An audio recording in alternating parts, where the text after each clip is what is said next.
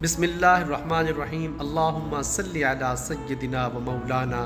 मुहम्मदिन व अला आलिहि व अस्हाबिहि व बारिक वसल्लम। अस्सलामु अलैकुम ख़वातीन व हज़रात, उम्मीद करता हूँ आप सब लोग खैरियत से होंगे। एक मरतबा फिर एक खूबसूरत नातिया गुलदस्ता है और मैं आपकी खिदमत में हाज़िर हूँ। मुज़फ़्फ़र वारसी साहब का मशहूर ज़माना कलाम, जिसके ऊपर हम गुज़श्ता चंद वीडियोज़ में गुफ्तगू भी कर चुके हैं और इसी कलाम से इंतखाब किए हुए अशआर जो हमारे मौज़ूए गुफ्तगू रहे उन पर हम गुफ्तगू करते रहे। और ख़ास कर ये आज का शेर, इस पर हम गुज़श्ता 2-3 वीडियोज़ बना चुके हैं कुछ दिनों में, और फिर भी इसके अंदर माना और मफ़हूम की जो वुसअत है उसको हम मुकम्मल नहीं कर पाए। और यकीनन मुझे लगता है कि आज भी इसका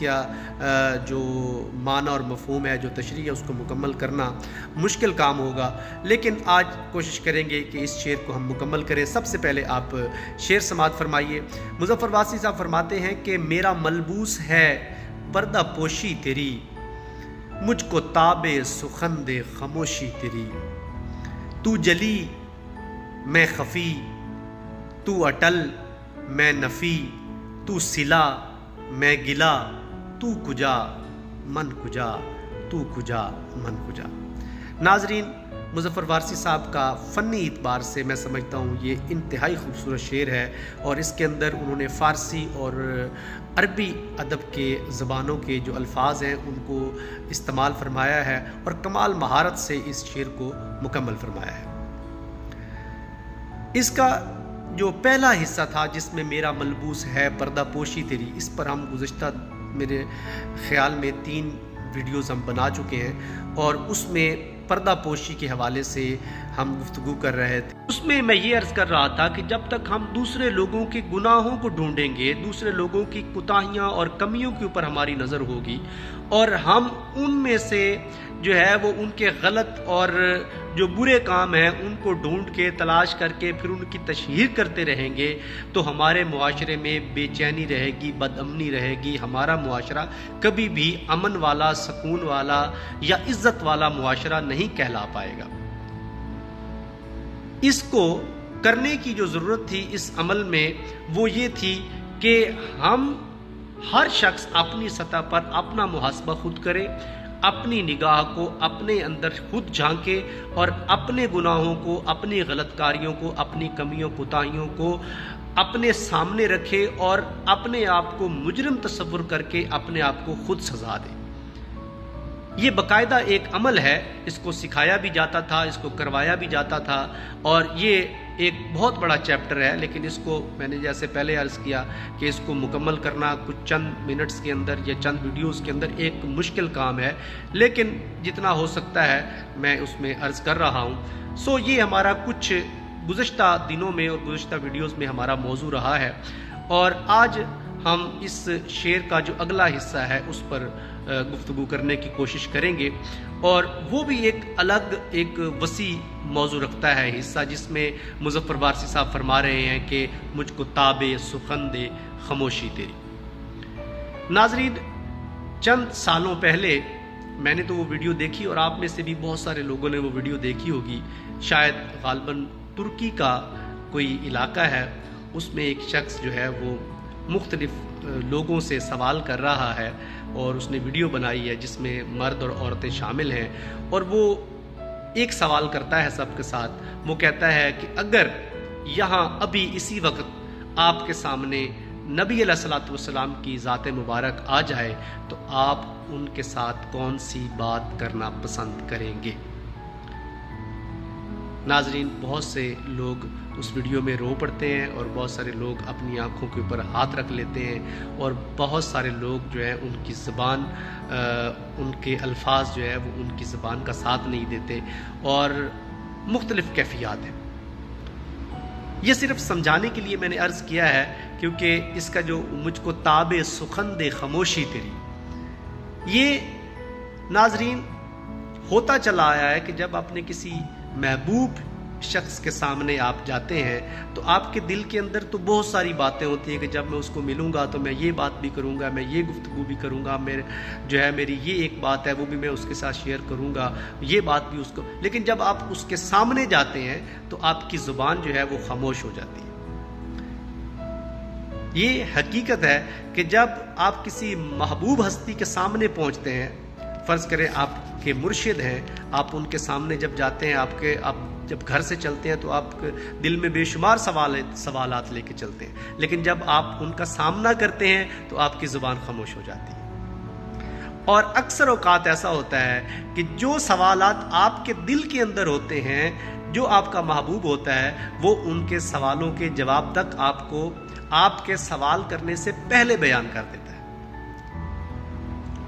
مجھ کو تابے سخن دے خاموشی تیری، وہ کہتے ہیں کہ یا رسول اللہ، جب میں آپ کی بارگاہ میں حاضر ہوتا ہوں تو میرے اندر تو ہمت ہی نہیں ہوتی کہ میں آپ سے گفتگو کر سکوں، میرے پاس تو اتنی قوت ہی نہیں ہوتی کہ میں اپنی زبان کو جنبش دے سکوں، لیکن مجھے ایک چیز کا علم ہے، اور وہ یہ ہے کہ یا رسول اللہ، جو میرے دل کی بات ہوتی ہے، جو میرے دل میں بات چل رہی ہوتی ہے، اس بات کا علم آپ کو ہوتا ہے، اس بات کا جو لب لباب ہوتا ہے وہ یا رسول اللہ آپ کو میری اس ظاہری زبان کے کہنے سے ایک جو میرے دل کی زبان ہے وہ جو ہے وہ آپ سمجھ جاتے ہیں، اور میرے جو دلی خیالات ہیں، جو اندر کے اندرونی روحانی معاملات ہیں، آپ وہ سمجھ جاتے ہیں، اور میرا جو پیغام ہوتا ہے، جو میرا میسج ہوتا ہے، وہ آپ تک پہنچ جاتا ہے۔ مجھ کو تابے سخن دے خاموشی تیری۔ اب اس میں جو اگلا ہے، تو خفی تو جلی میں خفی، جلی کا معنی ہے ظاہر ہونا، عیاں ہونا، روشن ہونا، اور یہ فرما رہے ہیں کہ یا رسول اللہ، آپ کی جو ذات مبارکہ ہے وہ ایک روز روشن کی طرح جو ہے وہ سب کے سامنے ہے، اور وہ روشن ہے، وہ چمکدار ہے، لیکن جو میری ذات ہے وہ چھپی ہوئی ہے، وہ جو ہے کہیں اندھیرے میں ڈوبی ہوئی ہے، یا اس کا کوئی وجود نہیں ہے، وہ جو ہے میری ذات نہ ہونے کے مترادف ہے، لیکن آپ جو ہے وہ آپ کی جو ذات مبارک ہے وہ ایک سورج کی مانند، ایک چاند کی مانند جو ہے وہ جگمگا رہی ہے، لیکن میرا کہیں پر کوئی نام و نشان نہیں۔ پھر اگلا اس میں فرماتے ہیں کہ تو اٹل میں نفی، یا رسول اللہ، آپ کی ذات مبارک جو ہے وہ حقیقتاً ہے، یعنی آپ کی شخصیت حقیقت ہے، اور میں نفی ہوں، یعنی میرا وجود ہے ہی نہیں، میں جو ہے اپنا وہ جس طرح کسی نے کہا ہے نا کہ نہ ہوتا میں تو کیا ہوتا، ڈبویا مجھ کو ہونے نے، نہ ہوتا میں تو کیا ہوتا۔ یہ وہی بات ہے کہ نفی جو ہے، یہ بہت سارے اولیاء اللہ نے اس کے اوپر بات کی ہے کہ اپنے آپ کو مٹا دینا، اپنی ذات کی نفی کر دینا، یہی دراصل انسانیت کی معراج ہے، اور یہ عاجزی کی اعلیٰ مثال ہے۔ اور آپ کو پتہ ہے ناظرین کہ عاجزی اللہ تعالیٰ کو بے حد پسند ہے۔ جب تک آپ اپنی نفی نہیں کریں گے، اور دنیا کے معاملات میں بھی ہمارے اندر اصل میں جو میں ہے، جو ہمارے اندر ہر معاملے کے اندر جو ہم کہتے ہیں جی میرا جو تھا نا جی، میرا یہ حق تھا، میں نے یہ بات کرنی تھی، یہ میں نے بات کی تھی، میری وہ چیز تھی، یہ میرا حق تھا، مجھے وہ پروٹوکول نہیں دیا گیا، مجھے وہاں نہیں بٹھایا گیا، میرا جو یہ مقام تھا، میرا یہ مرتبہ تھا۔ ناظرین، یہ میرا اور میں، اور اس چکر میں انسان جو ہے وہ اپنا سارا وقار کھو دیتا ہے، اور یہ دراصل تکبر کی نشانی ہے۔ ہمیں لگتا نہیں ہے، لیکن دراصل یہ میں اور اس سے متعلقہ جتنے بھی الفاظ ہیں، میں، مجھے، میرا، یہ سب کچھ ایک تکبر کی نشانی ہے۔ حالانکہ انسان واقعتاً جو ہے وہ نفی کی طرف اگر جائے تو وہ بلندیوں کی طرف جائے گا، لیکن اگر وہ میں کرتا ہوا ساری زندگی گزارے گا تو وہ اپنا وقار جو ہے وہ لوگوں کی نظر میں بھی اور اللہ اور اس کی رسول کی نظر میں بھی جو ہے وہ کھو دے گا۔ پھر اس میں اگلی تو صلہ میں گلا، یا رسول اللہ آپ کی جو ذات مبارک ہے وہ انعام ہے، اس دنیا کے لیے بھی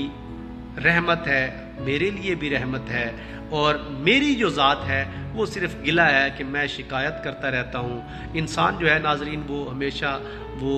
آپ کو پتہ ہے کہ جیسے اللہ تعالیٰ نے فرمایا کہ انسان ناشکرا ہے، کہ ہم سے جو ہے وہ شکر نہیں ہوتا۔ جیسے موسیٰ علیہ السلام کے زمانے میں ایک شخص تھا اور وہ ریت کے اندر اپنا جسم چھپا کے بیٹھا تھا، تو حضرت موسیٰ علیہ السلام گزرے تو وہ کہنے لگا، موسیٰ اگر آپ اللہ تعالیٰ سے گفتگو کرنے کے لیے جا رہے ہیں تو میرا ایک پیغام اللہ تعالیٰ کو جو ہے پہنچا دیجیے گا۔ حضرت موسیٰ علیہ السلام نے فرمایا، جی فرمائیے۔ عرض کرنے لگا کہ میرا حال آپ کے سامنے ہے کہ میرے پاس اتنی غریبی ہے، اتنی تنگ دستی ہے کہ میں اپنا جو جسم ہے وہ ریت میں چھپا کے بیٹھا ہوں، یعنی میرے پاس لباس تک پہننے کے لیے نہیں ہے، کھانے کا کچھ نہیں ہے، تو میرا یہ پیغام اللہ تک پہنچائیے گا کہ وہ میرے حال پر کچھ مہربانی فرمائے۔ ناظرین، حضرت موسیٰ علیہ السلام نے اس کی بات سنی اور آپ چل دیے۔ کچھ دور گئے تو آپ کو ایک شخص اور ملا اور وہ آپ کو